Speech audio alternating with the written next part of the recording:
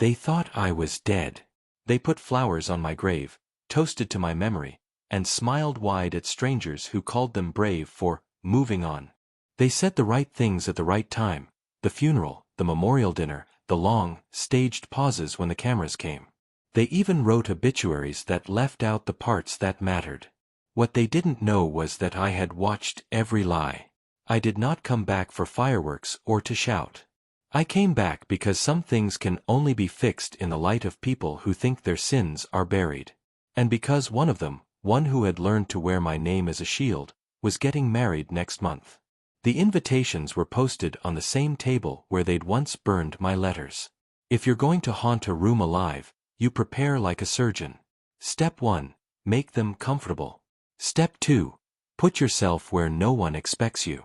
Step 3. Make sure the moment you're revealed leaves no room for a clean escape. I rented an apartment 2 blocks from the wedding venue and watched the emails, the guest lists, the florist contracts, the seating charts. I lived in back doors and garbage routes, in the small hours when the city smelled like melted tar and old secrets. I learned who the bridesmaids were, who the vendor was who always arrived late and had a habit of pocketing napkins, and which cousin took a photograph of anyone who laughed too loud. I had reasons to pretend to be gone. 10 years ago, a car on a rain-lashed highway had flattened the future I thought I deserved. They told the police I didn't make it. They told the press I didn't make it. They told my mother that it had all been an accident. But accidents leave traces, spray patterns, witness statements, a quiet, merciless logic. Those traces never matched the neat story the family told each other. They had stitched a narrative around comfort and moved on. Moving on had a price. Someone else had to keep paying. The wedding announcement arrived in a high-gloss envelope with a satin ribbon. My name was not on the guest list, not that I expected it to be. But the name of the groom, the man they would toast that Saturday, was the same man who had smiled over my hospital bed and whispered, "It'll be easier this way." He had been the calm voice that convinced everyone to accept the official version. He had been the one who signed the insurance forms and the one who later told the tabloids where to look for the body that could not be found.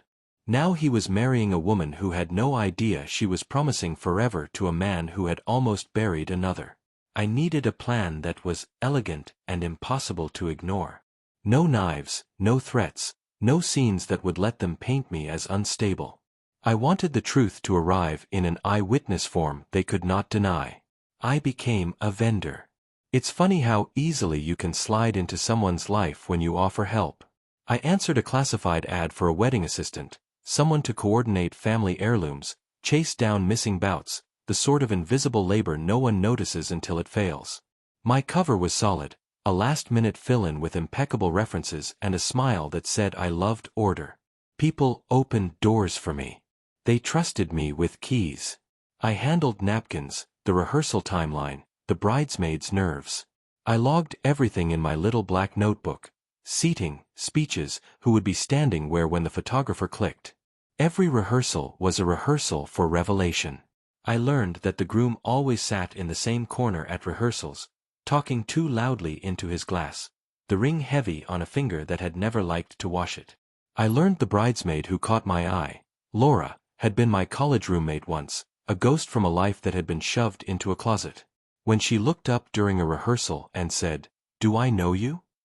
I let the smile hold long enough for her to decide. "Maybe from somewhere," I said. "You look familiar." Her laugh was small and suspicious. "You look like someone who would have done the catering for my sister's wedding." I catalogued each laugh like evidence. On the Thursday before the wedding, I found the groom's study. He kept a box of letters in his safe, the kind of box men who love to own things keep: brittle legal copies, old receipts, a watch with a chip. I didn't break the safe. I had keys, remember? People who invite you into their lives hand you the keys in small acts of trust. I opened the box and found what I already suspected: photographs, a medical note with my name misspelled, a hospital bill that had been paid with someone else's check.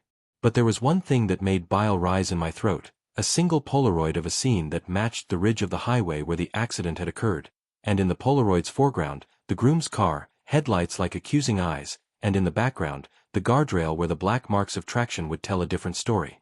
There were no witnesses to the collision, the reports said. Yet here, in this man-owned box, was proof of his presence at the scene days before the accident. I took the Polaroid and replaced it with a copy I'd made. I left a fingerprint I knew he'd hate, his own, already on a glass in the kitchen, and rearranged a stack of letters so his assistant would see them during the final walkthrough. The small adjustments were surgical. They were whispers in his meticulously tidy life. The night before the wedding, I rehearsed my entry. I would not walk down the aisle. I would walk into the reception. I would come in when the vows were sealed and the speeches were soft from wine. They had built a dance floor and string lights and a memory mural where guests pinned Polaroids to a cork board. This was their altar to a past made beautiful. I planned to pin a different kind of picture. I printed enlargements from the Polaroid and another document, a hospital discharge summary with handwriting that matched the ink on his legal forms. The images were two things no one expected together: the groom's name printed beside a timestamp that put him on that highway, and a record of a doctor's note with my name and the same handwriting used to sign over my death certificate. At 9:07 p.m., the lights dimmed. Glasses clinked.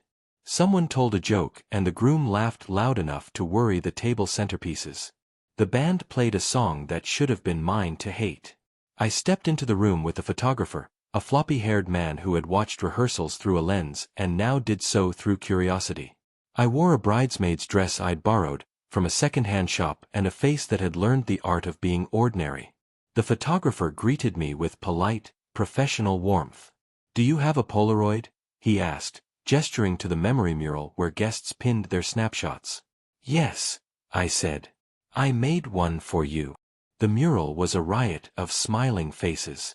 I unpinned a corner, slid in the hospital copy and the highway enlargement, and pinned them up between cupcakes and prom photos. The Polaroid looked innocuous, like any other memory the couple wanted to keep. It hung there, pixelated, ordinary. People walk past evidence when it is hung like a postcard. They never look for the sentence beneath. It took 30 minutes for the first ripple. Laura, my old roommate, froze when she saw it. Her face lost color like someone had switched a light. She gripped a napkin until the paper quivered and then stepped back as if the mural had burned her skin. The groom, mid-speech, puffed air through his teeth. He saw the Polaroid too, not because anyone pointed, but because truth has weight and sometimes weight pulls people's eyes. He forced a smile that did not reach his eyes. The room quieted, the kind of silence before an earthquake. A cousin reached for the Polaroid as if to reposition it, but his fingers hesitated. The band struck a tentative chord. Someone laughed too loud and the laugh had no joy. "Is that?" the mother of the bride whispered. The photographer, sensing the pivot, moved closer. "That's odd," he murmured. "That looks like..." "You took that?" the groom demanded before the thought finished. His voice had the brittle edge of threatened men. I watched him. I let him hold the weight of that moment. My plan was never to accuse without proof. It was to make sure the proof was undeniable and public. The Polaroid and the discharge note were both there, and beneath them, I had pinned a note typed on a borrowed computer. "To whom it may concern, the enclosed Polaroid places groom's full name at the scene of the accident on exact date. The enclosed hospital document proves the falsification of records concerning my full name. Signed, an eyewitness who was told to be dead." My fingers stayed steady. The words were blunt because bluntness leaves no room for the graceful lies people prefer. The groom laughed first, because some people laugh when they try to disarm a threat.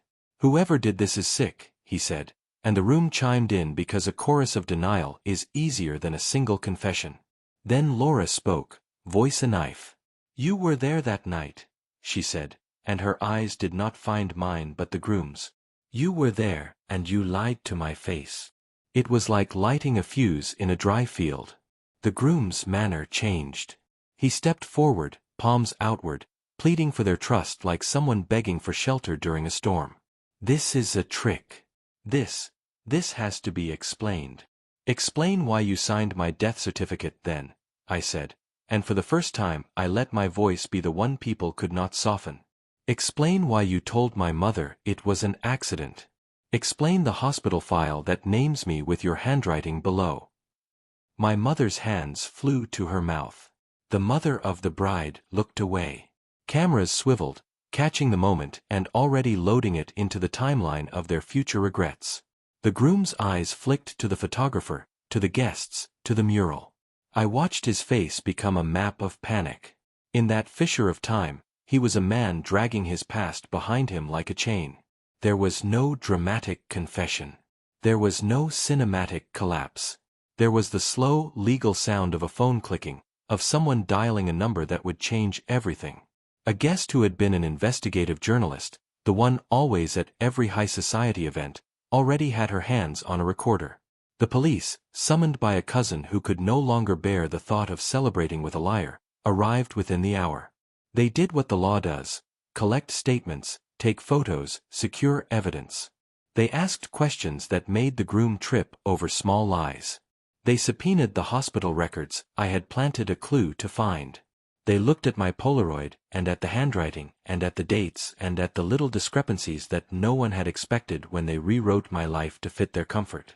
He was not arrested that night. Arrests are for clear chains of custody, not for the messy emotional theater of a wedding reception. But the police took statements and photos, and the groom's face was in their cameras in a way that made it impossible for him to wear his mask with the same ease. When the guests left, the band played the last song and couples danced in a slow, stunned orbit. The bride clung to her bouquet as if it were a lifeline. The groom walked out into the night, and for the first time I saw fear replace charm. It was a small redemption, seeing a man who had hidden his hands finally forced to look at them. You asked earlier why I didn't make a scene, or why I didn't scream his name on the altar. The answer is simple: vengeance that's loud is easy to forgive. Vengeance that's precise is permanent. I didn't come to ruin a wedding, I came to return a truth. The fallout was not tidy. There were hearings and lawyers and months of people pretending nothing had happened and other months of paper proving everything had. The groom hired a team to spin, to say it was a fraud. The family pushed back. My mother fell ill from the strain of reopening a wound she'd wrapped in the cotton of denial. But the record was out of their control now. Photos, hospital logs, witnesses, and once the record exists, it has a momentum of its own. People asked me later if I felt relieved. If I felt better. The answer is complicated. Revenge is not joy. It is a prying open. It leaves you with a room full of daylight you have to step into. I felt like someone who had been buried and then dug out, alive, yes, but forever marked by the earth. In the months after, the groom's face disappeared from the glossy pages and appeared in small print under awkward headlines. The bride filed for annulment.